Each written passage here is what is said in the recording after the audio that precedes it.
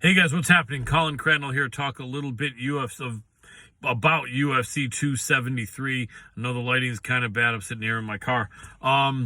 Anyway, let's talk about a few fights. Mark Madsen, Vince Pichel, a fight that definitely has not title ramifications, but top 10 ramifications. Both guys are in their mid-late 30s and don't have a too many years left, although you never know. I love it when I see a fighter going into their 40s because you know it can be done. It's just not as easy as it is to compete in your 30s when you're in your 40s. But anyway, these guys are both really, really good. Mark Madsen been training over at Fight Ready with Henry Cejudo, Davidson, Figueroa, John Jones, and the gang over there.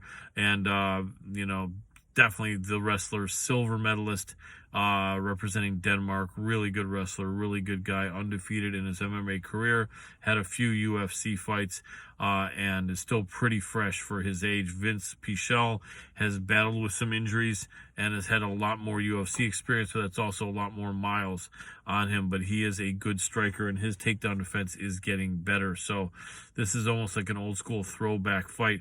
If the fight stays on its feet, it's got to be probably Vince Pichel the whole time.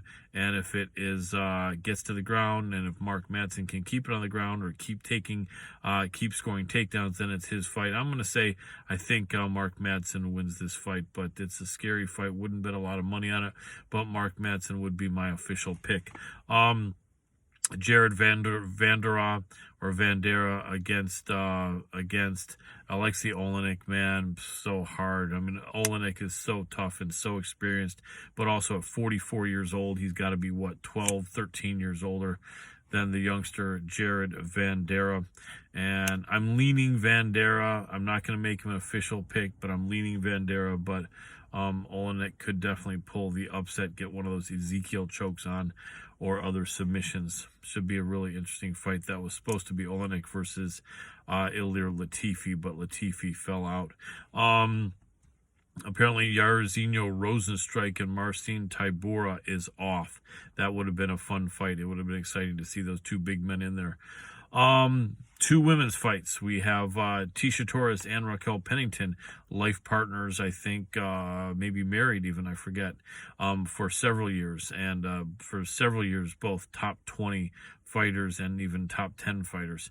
So let's talk about Raquel's fight first against Aspen Ladd. Raquel came on a little bit of a late notice. I forgot who Aspen was going to be fighting, but now it is Raquel Pennington, and Pennington is about a 2-1 favorite. Big fight this is going to be at 135. I'm leaning Pennington, but Aspen Ladd is so thick and stocky and strong. But, man, the experience goes so much to Pennington. But then Pennington's got a lot more miles on her. Aspen Ladd is probably 5 or 6 years younger than Pennington. That's going to be a fight with two alpha females probably beating the brakes off each other. Both really want to win, though. A win probably puts both of them in the top 5.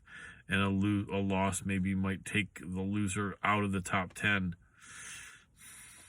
I'm thinking probably Raquel Pennington, but I don't know that I'd make it an official pick. Tisha Torres on the main card against Mackenzie Dern, another throwback fight, grappler versus striker. If Mackenzie gets it to the ground, if she's on the bottom, Tisha can scramble back to her feet. But if Mackenzie gets it to the ground and she's on top, or she gets a hold of a leg or an arm, Tisha could be in some big trouble. But I'm leaning Tisha Torres. I'm going to make it official pick Tisha Torres, although I wouldn't bet a hell of a lot of money on it. But, man, that's going to be a big fight, and, big ramifications there. Mackenzie coming off a loss, so if she wins, she's probably got to get another good win before getting to the top 5. Tisha, I think, is on a 4-fight winning streak and is, I think, in the top 5 and even climbs possibly higher with a good win over Mackenzie Dern. So this is going to be a great fight, tough hard-fought contest. Then let's talk about the 3 fights that everyone's talking about, everyone's here to see. We got the main, the co-main, and the co-main. Co-main, third fight from the top is going to be Khamzat Chimaev against Gilbert Burns. I thought this fight was going to be about a 2-1 proposition with the sports book. Instead, it's about 5-1 proposition. Most of the handicappers that I know and experts are with me. Do not see that. A lot of them see Khamzat winning, but it absolutely, the line of minus 600 Khamzat or almost, and minus 380 to minus 400 for Gilbert Burns, not giving Gilbert any chance of winning. And I think that's wrong. So good value on Gilbert Burns. I'm going to go out in here and say I think he wins. There's question marks on Khamzat, no question marks on Gilbert Burns. Could I be wrong? Yeah. Would I bet a ton of money? No, I don't have a ton of money, but if I did, I wouldn't. But I do think Gilbert will win the fight, and he is my official pick. Aljamain Sterling against Petr Yan, similar situation, should be a maybe 2-1 prospect or even closer. They got Aljo as a 4.5, 5-1 dog. Makes no sense whatsoever. Makes no sense. I got Aljamain Sterling winning that fight. Love to see the proposition, the parlay of Sterling and Gilbert Burns. It's paying 21-1 as of right now. So a $100 bet gets you $2,100 profit plus your $100 back. Not easy money by any means. They could both lose. They're both really tough fights, but you got really good fight. When you have really good fighters fighting, one of the gambling tenets is if you've got a couple of fighters against each other, both that are really very good and very balanced, especially in an MMA fight, it shouldn't be any more than maybe 2-1. I may be making that up, but I've just heard from sports betting for probably 30 years now that really, you know, a 5-1 fight is when one fighter is absolutely clearly superior in many ways to another fighter. And I don't see that in either the co-main or the main. So a lot of value in Gilbert Burns and a lot of value in Aljamain Sterling. And I feel they both win. And I hope they do. The other guys are good guys, Petr Yan and Khamzat. But man, these are going to be killer fights, though. I really think they're going to be close. And they probably won't go the distance.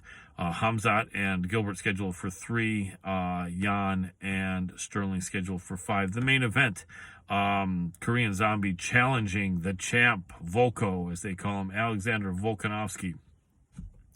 For his title, it was supposed to be Holloway versus Volkanovski 3. Holloway fell out, and on about 4 weeks' notice, Korean Zombie took the fight. Does he have a chance? Yeah, he does. But that, I think, is a legitimate 6-1 proposition. I think the odds are correct on that. He stands a chance. Could the Zombie win? He could, but it's unlikely. It's just hard to see a path of victory unless he catches him.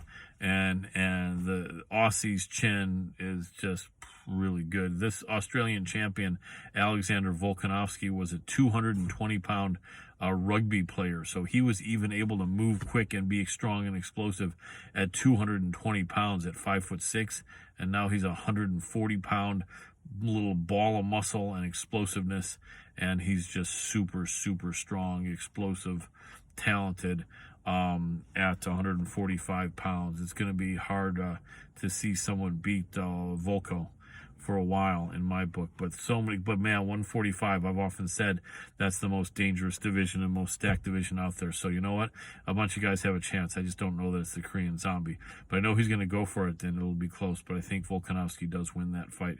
Anyway, that's my official picks there. Yeah, hope you guys enjoy it. It should be an amazing, awesome, super exciting card. That's about it. Catch us next Tuesday for the MMA Power Hour. Same place, same time. Hannibal TV, Tuesday between 6 and 8 p.m. Pacific time. Appreciate you. See ya.